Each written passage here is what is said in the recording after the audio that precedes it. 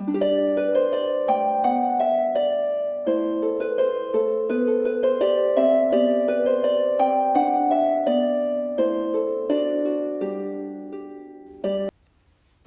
friends, and welcome to my channel, or welcome back. My name is Elise, and this is my mystical bookshelf. And today I have a book that was on my backlog that I did not make a video about, but I left a Goodreads review about it. I read it in 2025. I definitely read it in 2025, and I used my Audible credit for it, but I succinctly took my credit back afterwards because I can understand why people like it. I get it. I respect it. I really do. I understand the thought process with liking a book of this caliber, but it wasn't what I expected. It wasn't what I thought, and overall, I think the message is a little bit dangerous to promote. What book am I talking about? Let's see. It's called The 7 O'Clock Club by Amelia Ireland, and really, it was an interesting book. It really was interesting. I did enjoy reading it. It was very thought-provoking. It's a book that has stayed with me since I have listened to it. I listened to it a long time ago, and I still think about it from time to time. And I wanted to make a video about it because with Lent coming up, it's about, well, let's see, today is February 5th, the day of this recording, and Lent is on February 18th, so it's about 13 days away, and I just keep thinking about it because it's such an interesting message to promote, and I think it's a little bit dangerous. And this book is about four strangers. It sort of has like Breakfast Club vibes, I guess, since that is kind of the premise of that movie as well. It's four people that don't know each other but end up becoming close with one another. And I wish that I had taken extensive notes about it, but unfortunately I didn't, so I don't remember anybody's name except for there is a lawyer, and I know her name is Victoria.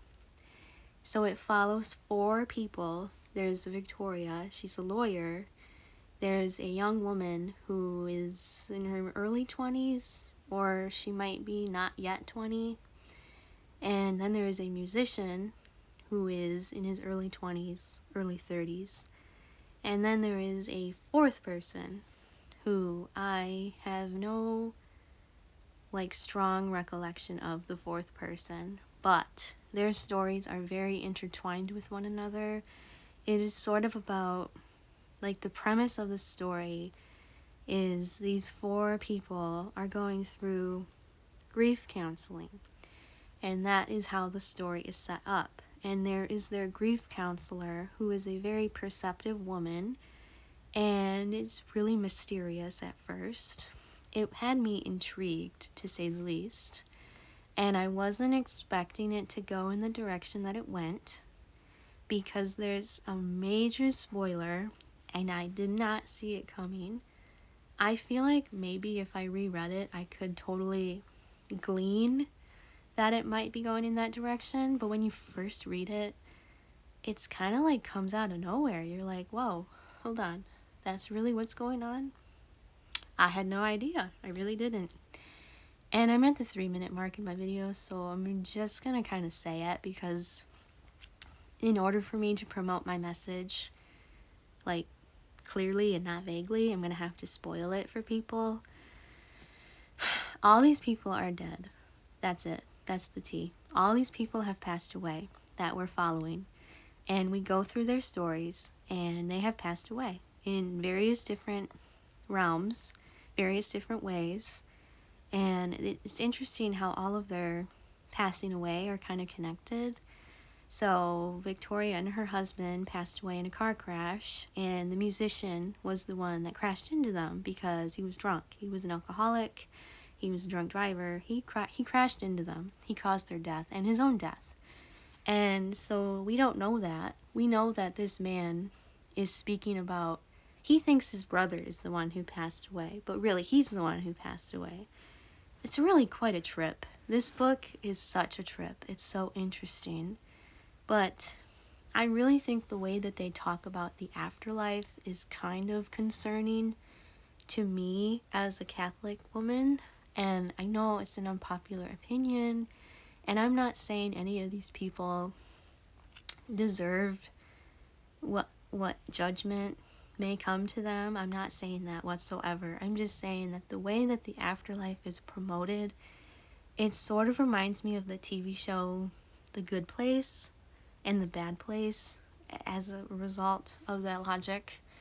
And it's just kind of interesting how it's promoted as this, like, there's no heaven, no hell. It's sort of this weird liminal space that people pass away and go to. And the way that it's written, it's basically saying that nobody is punished necessarily. And I mean, like I said, I am not in the position to judge any of these people. What happened, happened, and whatever their fate was going to be, if this happened in the real world, it's not up to me. I'm just saying I don't think we should promote this idea that these things don't exist, because I do believe that they exist. And everybody is entitled to their own belief system, but I think with reading this book, if you come away with the idea that your choices don't affect what's going to happen in your afterlife, I think that's not the best message to promote. And the other people's deaths were not as intricate as the musician and Victoria. The other deaths were kind of more nuanced, so it's kind of up for interpretation what actually might have happened.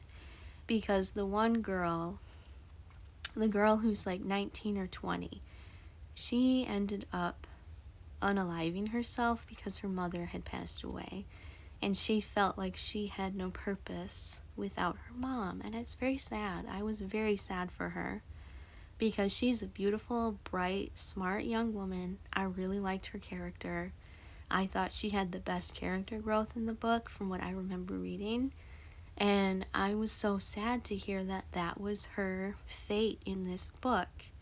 And I don't remember exactly what place in the spectrum she was in, because the way that Amelia Ireland wrote it, she was like, this is like a top tier, there's like a middle tier, and then there's a lower tier, but they're not like, none of them are bad necessarily. It's just, it almost seems like you don't spend your eternity doing anything, really. And that's also something that I found was very interesting and not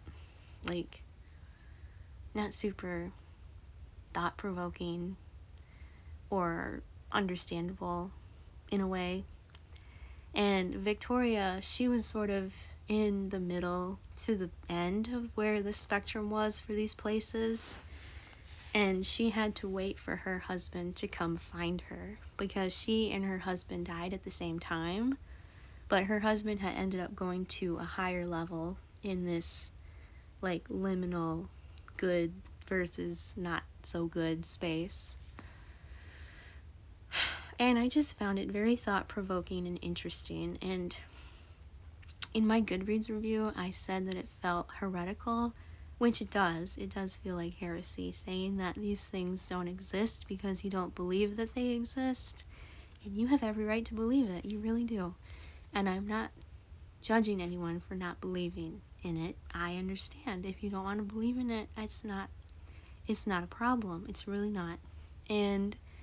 But I think that promoting that kind of message in a book that is so widely available to everyone, it just kind of makes you think, like, what kind of message are we giving to the world where we're saying that our choices don't necessarily matter when it comes to the afterlife and what we as people believe in. And I don't know, it just was really interesting and thought-provoking to me to listen to this and then be like, all these things happen to these people. but they end up going to this place that seems like a liminal space almost. And it just didn't feel, it didn't sit right with me. That's all I'm trying to say. It didn't sit right with me. And I think with the season of Lent coming up, if you are a believer as myself, it's important to know that if we repent, we are forgiven and we have redemption and salvation. And that's the kind of message that I want to promote when it comes to talking about books like this. I'm not saying that we all deserve condemnation. I mean, technically, in the Catholic faith, we do believe that we deserve condemnation. But because of Jesus, we end up getting redeemed and death is gone. And that's the kind of message that I want to promote when I'm talking about something like this. I don't want to promote a message that condemnation is the answer, because it's not. I want to promote that Jesus is the answer. And I think if all of these people in this book had come to that realization if this were true to the world, that they would be redeemed. And if they believed in their heart that Jesus is the Savior, they would go to the place that we as Christians biblically believe. And I think that saying that it's sort of a neutral, like there's neutrality in the afterlife, is just kind of a dangerous thing to promote, because I don't think we can't have that kind of neutrality, because our decisions are very finite and final when it comes to certain choices. Like, everyone has the chance to be redeemed. It's just whether or not you want to take that chance. But, I mean, overall, I don't regret reading this book, because it really did challenge my thinking. Like, it definitely challenges you to think about what choices you make in life and how you deal with those consequences. Because I think what Amelia Ireland is trying to promote is that I think no matter what you're going through, there's someone that's going through something similar. And I think all these people in this like grief counseling setting were meant to be together because they couldn't accept that they had passed away. I think that was what was the overall message, is that they did not accept their fate. They couldn't accept the fact that they had their life taken from them, even if it was by choice, as with the young woman whose mother had passed away from cancer, and she felt like she had no reason to live. And that was so heartbreaking to me. And that's the one that sticks with me the most. And I think the other one, why it sticks with me, is because it's very interesting that this musician, he had such little hope in his life that he just wanted to drink his life away and then get behind the wheel and take someone, or unintentionally take someone else's life, because he didn't realize that he was so inebriated. And I think that's also something that stuck with me, that made my heart hurt, because it's like, I think he was in denial, and that's why he's in this grief counseling session. Because he didn't want to believe that his actions had that type of consequence on this older couple who was enjoying their life, enjoying their time together, I think Victoria and her husband were just going out to dinner. They might have been going out for their anniversary. I feel like they were going to celebrate something. And it's just interesting how one choice has that consequence. And another part of the story that I found interesting was that this lady, the grief counselor, she had created these liminal spaces of these people's lives so that they didn't know that they weren't alive anymore. They thought they were just going about their day normally. But there were these little instances where it was like no one would talk to them outside of the group. No one would acknowledge them outside of these 4 individuals that were together. And I thought that was also interesting too.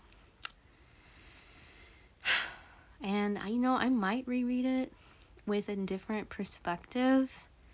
And I don't not recommend it. I do recommend this book because it's thought-provoking and it helps you understand that your choices in life have consequences. It's kind of like what I was talking about with the names. Like, choices have consequences, and your life is yours to live. And I think what I want to promote with this is that you should live your life to the fullest. But you shouldn't have this idea that the choices that you make in your life, they affect other people, no matter what you choose in life. And I think that's overall the message that I think Amelia was trying to promote. I don't think she was trying to be heretical per se. I think she's just trying to give people like things to talk about. Like, this would be a good book to read for like a book club, to like talk about with other people. And I think this book does have questions in the back of it, if I remember correctly. So I think this is the type of book that's going to promote, or should promote, healthy discussion. It shouldn't be a hostile discussion by any means, no matter what you believe. But I think I just wanted to talk about it with this season of Lent coming up, because I've been thinking about this book a lot.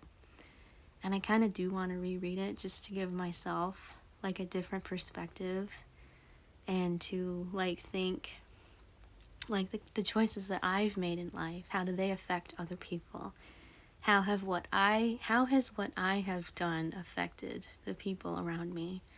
Because it's really interesting and it's thought-provoking. It helps you really think before you make choices. I think that's the message that I'm trying to promote as well, is it helps you make a thoughtful decision before you do something. Because all these people's lives were interconnected in some way. And I think that's the most interesting part of the book, and why there's 4 people. And I think that's why I was so shocked with the mic drop of realizing that none of these people are actually alive anymore. I think because all of their deaths were connected in some way. And I just thought it was interesting. And I read it a long time ago, and I wanted to talk about it. And I hope that I put my message in, I hope my message comes across in a way that's not like judgmental or condemning, because it's not what I'm trying to do. I'm trying to bring a loving perspective to this type of thought process, and this type of, like, we should really like think about the choices that we make in life. And we need to understand that those choices have consequences. And that's the kind of message I want to promote, with love and understanding, not condemnation and judging. But hopefully you understand, and hopefully you enjoyed this video, because it's a little different than what I normally do. And it might be an unpopular opinion in some ways, as most Christianity is unpopular nowadays especially. But that's besides the point. But thank you for watching, and thank you for subscribing. And I hope that we can have some thoughtful discussion in the comments. And I hope you enjoyed this video, because I always enjoy making them. And I will see you in the next one. Goodbye, friends.